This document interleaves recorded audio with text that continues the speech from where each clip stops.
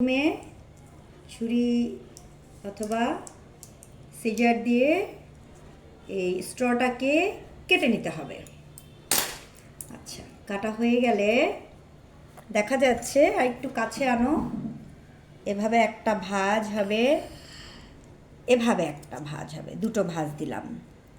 ঠিক আছে, দেওয়ার পরে এই যে এইভাবে একটা ভাঁজ হলো, কোনাকুনি করে একটা ভাঁজ হলো, তারপরে এইভাবে ভাঁজ দিয়ে, হ্যাঁ, এইভাবে ভাঁজ দিয়ে এইভাবে দিয়ে গিয়ে এই দেখা যাচ্ছে, দেখা যাচ্ছে।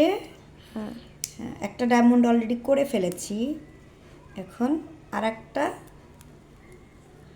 দেখিয়ে দিচ্ছি কিভাবে স্ট্র দিয়ে ডায়মন্ড তৈরি করা যায়। এই ডায়মন্ড তৈরি করে করে অনেক ডায়মন্ড তৈরি করে করে আবার সেগুলো দিয়ে ঘরের পর্দা তৈরি করা যায়। তারপরে লাইট, টেবিল লাইটের মধ্যে ডিজাইন করা যায়।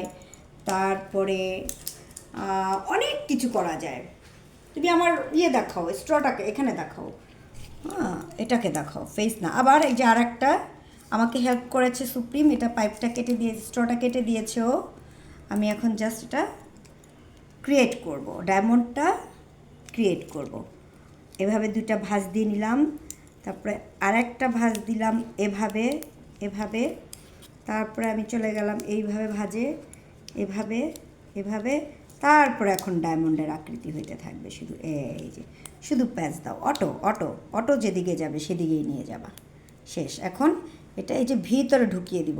যদি না ঢুকে তাহলে একটা কাজ করব, সেটা হচ্ছে এই সাইড থেকে একটু কেটে নিব, এই সাইড থেকে একটু কেটে নেব, তারপরে চোখা হয়ে যাবে জায়গাটা। হ্যাঁ, তখন অনায়াসেই ঢুকে যাবে। এই একটু লুজ দিব যাতে এই জায়গাটা ফাঁকা থাকে, দেন এই ঢুকে গেল, হয়ে গেল আমাদের 3টি ডায়মন্ড।